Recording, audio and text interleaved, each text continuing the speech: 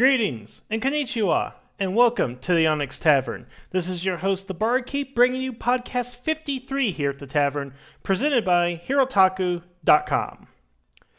Well, as many of you all may not be aware, next Monday is my birthday, and my wife decided to go ahead and get me a birthday gift already. Now, unfortunately, I have not been able to teach her everything about Super Sentai and Power Rangers, so she has a vague understanding of what it is I like, knowing, of course, that mostly what I like is expensive and comes in from Japan. But attempting to be nice and thoughtful and all that, she went out and got me 2 sets of the American Ranger keys.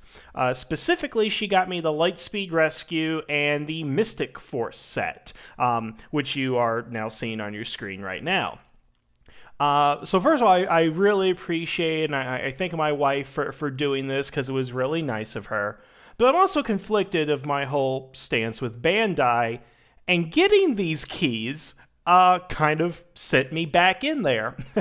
And basically what I want to go ahead and do is I want to talk about not specifically the keys, but basically Bandai of America's approach to the toys, basically, for Super Megaforce. Because I just don't get it. And I guess what I want to go ahead and do with this video is I want to kind of compare and contrast a couple of the American releases with a couple of the Japanese releases, primarily the ones that I have, and just kind of explain to you guys the big issues I have with them and just the confusing nature that I have. And I'm going to use 3 primary examples. I'm going to go ahead and talk about, again, one, the Ranger keys, the Gokai gun, and the Gao Lion. So let's go ahead and start. Now, as stated before, the only key that I own prior to the Super Megaforce keys was a Gashapon Vol Panther from Sun Vulcan that I got free with a previous order. I believe it was from a Go Buster order that I got, and the guy provided it for free. Now, to my knowledge, and please correct me on this, but the Gashapon keys are pretty much identical to the deluxe keys, with the exception Gashapon you have to assemble, apply the stickers yourself, whereas the deluxe keys are fully painted and you don't have to go ahead and assemble it yourself. It already comes pre-assembled. Now, the Super Megaforce keys, first of all, are about almost half the size of the deluxe and Gashapon keys. The paint job on these, you know, it's kind of spotty in some places. I'm seeing irregularities and imperfections in the paint here and there. And it is detailed in some aspects, like you'll notice on the Magi yellow key, or all the Mystic Force keys, that the M logo does not go all the way down to the pants, because the M is supposed to go ahead and fully flow on the suit, and they don't do that. They just kind of stop it at the pants. Another big difference is that there is a spring-loaded contraption where you kind of click it on the back and it flips on up to reveal the next issue that I kind of have right here. Is, of course, it has the logo for the team, much as in the Japanese versions, but there is a little black and white square barcode kind of thing on there. And that's pretty much where I want to go ahead and kind of start with the differences and everything. Here's the thing. The thing about the Ranger keys in Japan is that the Ranger keys are primarily used to go into the Morpher, activate them, and give out the cool Sun Vulcan, Zoo Ranger, Magi Ranger, give out all the different names and all that. And that's a pretty good function. But of course, once that novelty wears off, you're left with these really good, decent-sized, sculpted, painted keys, which you have your collection, and you collect them all, and you collect all the Sentai Rangers, and that's pretty cool. With the Ranger keys, on the other hand, or the Power keys, whatever they're going to be called, here's the weird thing. I mean, they are so small. I don't know why they're half the size. I mean, I know they spring load, and that's a nice kind of feature because it's just like the Japanese keys. But they've made them half the size and less the weight, and I don't understand why they did that exactly. What was wrong with the original size in Japan? Why couldn't they be that size? Why do they have to be? I think it's like 3 inches tall. Why are they this small exactly? It can't be more expensive to make them that size, particularly even if you took out the spring-loaded, because you know what? I'm going to believe that you could easily have taken the Japanese molds, brought them over, and that would have been just as acceptable. That would have been just as fine. But again, I want a good reason because they're just tiny. I mean, I don't got big hands for a guy, but I mean, geez, putting this in my hand, it just feels like I'm holding like a baby toy or something. And when I talk about the novelty of the Ranger keys from Japan, the thing about the powered keys that's a novelty, the back of the box indicates that you have 3 ways of playing with them, and I'll have that scan up on the screen right here. The third way, or the second way, is to use them with the Morpher, which is sold separately. Okay, makes sense. The third way listed is to scan them on the app device. And, of course, by using the app device, it'll bring up this little thing, you know, of like Mystic Force, yellow, and then you can morph your face and play a little mini game. It's not that good, to be honest. Now, here's the thing. That app is not always going to be available. They're going to move on to the next one, much like what they did with the Ranger cards.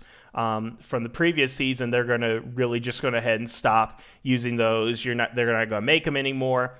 So it makes this code on the back of the key kind of useless. I mean, 20 years from now, if you have this code in the key, people are going to be like, what is that? Because you won't have the app anymore. It's not going to be available to go ahead and use. So what's the point of having it on there? I mean, couldn't they come up with a way with your phone to just like scan the logo and the color around it? Because I'd like to think the phone is a little bit more advanced than that. So this whole code around the key is just distracting now. It's going to be something that's it's going to date itself, I guess, in that regard. So that's like one function of it. That's, again, it's pretty boring with the scan. The only interesting thing is you can keep track of what keys that you have on your phone. And which, by the way, for some reason, the app has to always be connected to the internet. So if I turn off my Wi-Fi on the phone, I can't access the app. And that app is like 50 megabytes. So if I want that, I can't have my Angry Birds on there. So it's a little upsetting that it takes that much space, and yet it has to be connected to the internet to really do anything. But also of interest on here, the other way they say that you can play with this is to set them up, launch them, and knock them down for points. You know, I remember a time where you could go out and buy a toy that had a spring-loaded launching mechanism, can shoot into the air and hit other people. Nowadays, they don't have those on toys. Why? Because you can hurt somebody and put their eye out by shooting them. I'm sorry, but you're encouraging kids to throw these.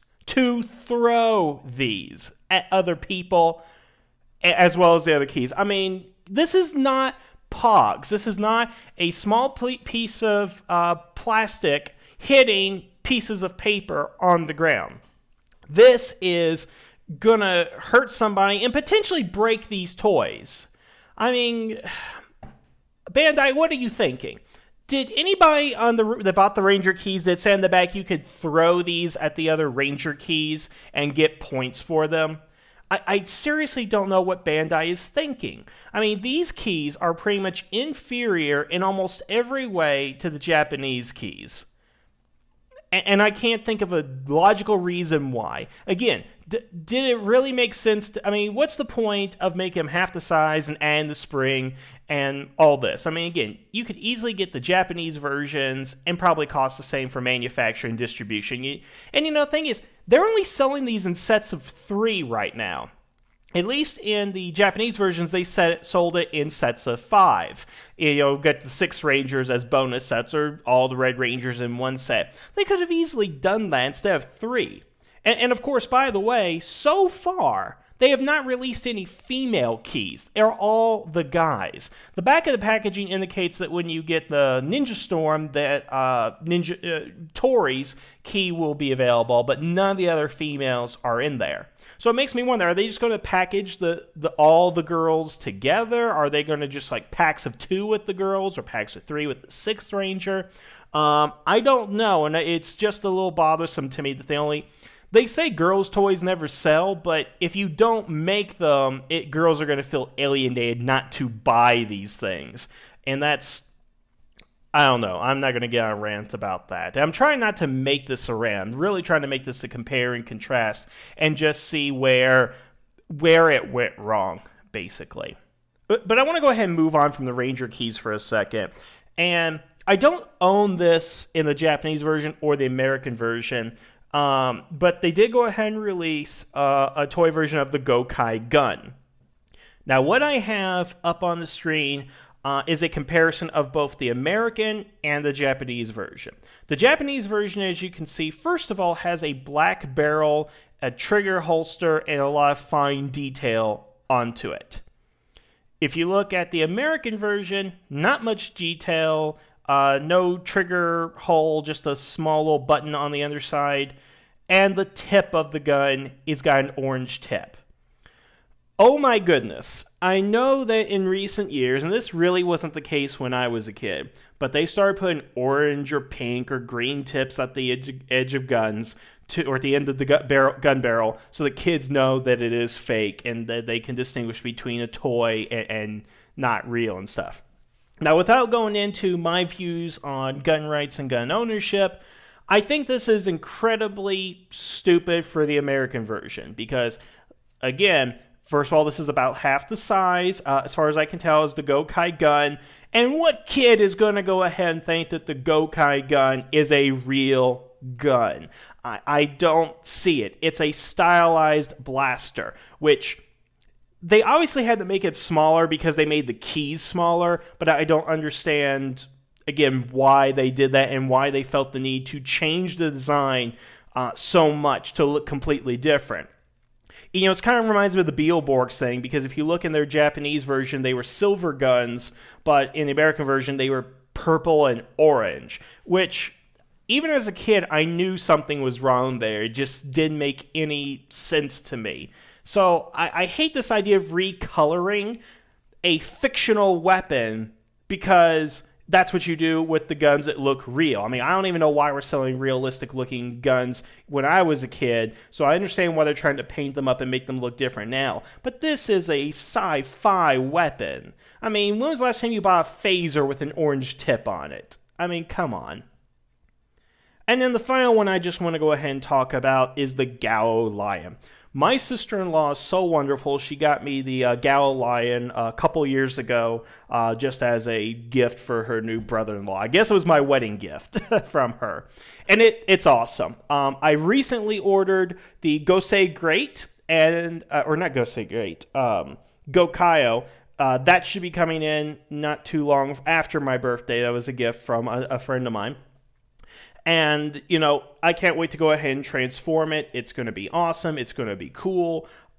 It's just an amazing toy. It's large. It makes the show authentic sounds. It's really great. But then we have the American version of the Red Lion. And just look at this compared to the Gallo Lion. It is obvious from looking at this picture that, one, it's not going to make any type of sound, it's not going to light up, it's not going to have the spring action with the mane. And I don't understand the transformation of it, too, because the whole idea is like the kanji for fire is inside the mouth. You open up the mouth, and you got this cool little aesthetic and all that. But the kanji aren't even on they're on the outside of the Zord. It doesn't look show accurate at all. And this actually has a launching thing in the mouth, too. And I can tell it's going to be soft-tipped when it comes out. But that's not available in the Japanese version. So they're pretty much saying, well, we couldn't make it make sounds and make noises, so we're going to have it shoot out a little plastic weapon. And then the transformation into the legendary Megazord is just completely different than what's in the show. And that's primarily what I'm getting at. Kids are not stupid, Bandai. They are not the idiots you think they are. You sell them toys that you tell them to throw them at other people, and you assume they're not going to hurt other people, but you then decide, well, let's put an orange tip at the end of the gun to make sure that, hey, they know that this blaster is not a real gun. And by the way, you know, let's make the line completely inaccurate to what's in the show, and kids are going to flip. Because you know what? When I was 7 years old, and they had the Dragon Zord, I was so upset that the Dragon Zord had lightning bolts on its feet, as opposed to the stylized Z that you saw in the show. I'm like, that's not right. That's not in the show. Why did they do this? And then again, I even knew that when they had the Thunder Zords and they painted the lion from green to black, I knew that was wrong too. So Bandai, kids are not the idiots that you think they are. We were not the idiots you thought we were 20 years ago, and they're not the idiots you think they are now. I don't understand why they're passing off these toys that look nothing like the show. They're nothing like their Japanese counterparts. Because get this, the Japanese versions are superior. I dare one person out there to tell me that the American version of the Red Wild Force line is superior to the Gala line from Japan. I find one person to tell me that anything that Bandai of America has made is superior to its Japanese counterpart. Because I can't seem to go ahead and find one. Granted, the Legacy Collection may be an exception there, but they also didn't make those things over in Japan, okay? And these are remodels of the products, okay? And I'm willing to bet that you might be able to go ahead and find a nice high-quality Zumo buckler back from 1992. But again, how is anything in the Super Megaforce line better than what it is in Japan? I don't get it. They're selling us crap and we're accepting it. Kids are accepting it. You know, here's the thing. They should really do a study. Seriously, they do this all the time in test markets. I say go in there with a Super Megaforce version lion and a Gao lion and ask the kids to say, which is better? Which is more fun? Which is more interesting? Or go in there with the American version of the Gosei Great, the Gosei Great Megazord, Gosei Great Megazord, and the Gosei Great from Goseiger. And ask the kids to say which one of these is better, which one is more fun. And I guarantee you that 99 out of 100 times, kids will say that the Japanese versions are better. Well, even look at the Ranger keys. I mean, come on. What kid is not going to say that the bigger ones are more interesting? I don't know what kids liked small things anymore. Because you know what? We don't have Polly Pocket out there anymore. We don't have Mighty Max. We don't have the micro playsets. We don't have micro machines anymore. Kids like the big toys. That phase has died out with the 90s, unfortunately. So why are we selling them this cheap plastic crap? I really don't know. Because again, it's fine for kids in Japan. It's fine for kids in Korea. It's fine for kids in China. But not fine for kids in the United States, Canada, and Mexico? I really don't know what it is. I mean, again, I'm really afraid when they come out with the Go Buster and the Kyoryuger lines, because those are amazing toys. I have almost all the Kyoryuger toys. I mean, my wife for Christmas got me Pilazon, and I love it. This thing is awesome. But I guarantee you, they will not release that in the United States. Because you know what? It's too much fun. It's too big, and it's too heavy, and the quality is too good. That's going to be the big issue there. So I guess I've gone kind of on a rant, but I think I've made all my points known here. I just think that from these few examples that the Super Megaforce line is inferior. Again, to my wife, I love you. I love that you got me this and that you were being thoughtful. And I'll have it to my collection. I mean, it's just a fun novelty to go ahead and have.